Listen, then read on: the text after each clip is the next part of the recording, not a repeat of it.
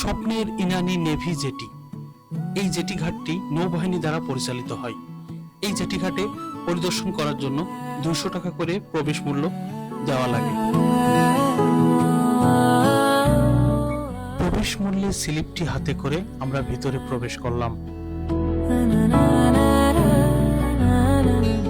পুরো জেটিটি কার্পেট দিয়ে মোড়ানো, যার কারণে খালি পেয়ে যাত্রা শুরু করতে হয়। তাই আমরা জুতা খেলে যাত্রা শুরু করলাম এর শেষ প্রান্ত দেখব বলে।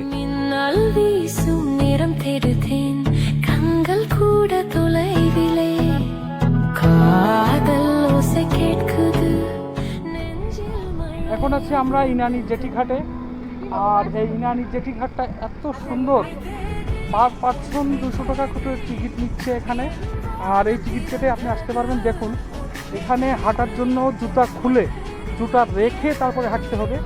এবং হাঁটার জন্য খুব সুন্দর করে এখানে দেখুন, সুন্দর করে করে দেওয়া আছে, মানে একটা সুন্দর ফিল হবে। আর আস্তে আস্তে গেলে চারিদিকে বাতাস, সমুদ্রের ভিতরে চলে গেছে জেটি ঘাটটি, খুবই সুন্দর। খুব গান চলছে জায়গায় জায়গায়, দেখতে পাচ্ছেন। আপনারা আসলে খুবই মজা পাবেন এখানে। খুব আমার মেয়ে এই কার্পেটের পারে হাঁটতে খুবই মজা পাচ্ছে। আর কক্সবাজারের মেরিন ড্রাইভ সড়কের ইনানি সৈকত এলাকার রয়্যাল টিউলিপ হোটেলের কাছেই এই জেটিটির অবস্থান।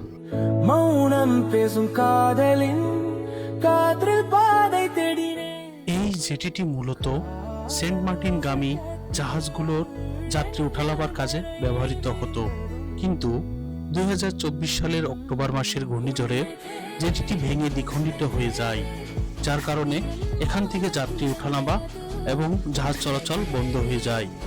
তবে নৌবাহিনীর সার্বিক তত্ত্বাবধানে এখন জেটিটি সম্পূর্ণ ঠিক করা হয়েছে এবং এখানে পর্যটকদের আনাগোনাও বেড়েছে।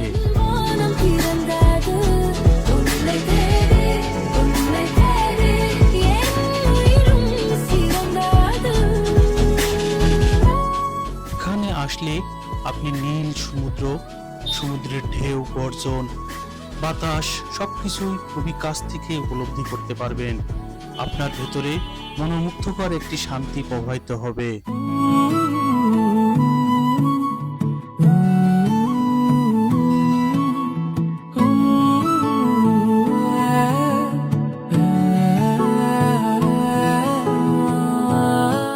এই জেটি ঘাটটিতে আপনি উঠলে ইনানি সমুদ্র সৈকতের সৌন্দর্য এবং নীল জলরাশি ও সূর্যাস্তের অপরূপ দৃশ্য উপহার হিসেবে দেখতে পারবেন।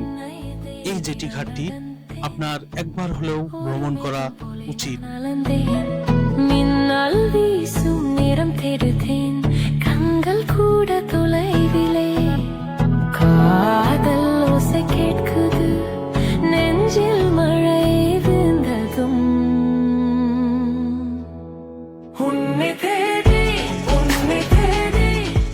কক্সবাজারের ইনানি জেটি ঘাটটি বর্তমানে একটি দর্শনীয় স্থানে পরিণত হয়েছে। এখানে প্রতিদিন অনেক পর্যটক, দর্শকধারী তারা দেখতে আসে। দেখতে পাচ্ছেন আমরা শেষ প্রান্তে এসে হাজির হয়েছি। এটাই এই জেটি ঘাটের শেষ প্রান্ত। আর এই সিঁড়ির মাধ্যমেই এখান থেকে জাহাজে ওঠানো হতো, কিন্তু বর্তমান এটি বন্ধ আছে।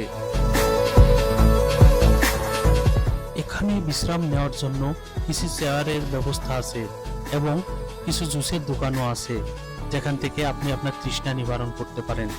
দেখতে পাচ্ছেন সুদৃশ্য নীল জলরাশি মাঝে আমরা যেন হারিয়ে গেছি। সো গাইস, আরো নতুন পর্যটন কেন্দ্র দেখানোর আশায় আমরা এখান থেকে বেরিয়ে পড়লাম। সামনে আমাদের সাথে যুক্ত থাকুন, আরো নতুন নতুন জায়গা দেখানোর চেষ্টা করব আপনাদের, ইনশাল্লাহ। ধন্যবাদ, সবাই ভালো থাকবেন। খোদা হাফেজ।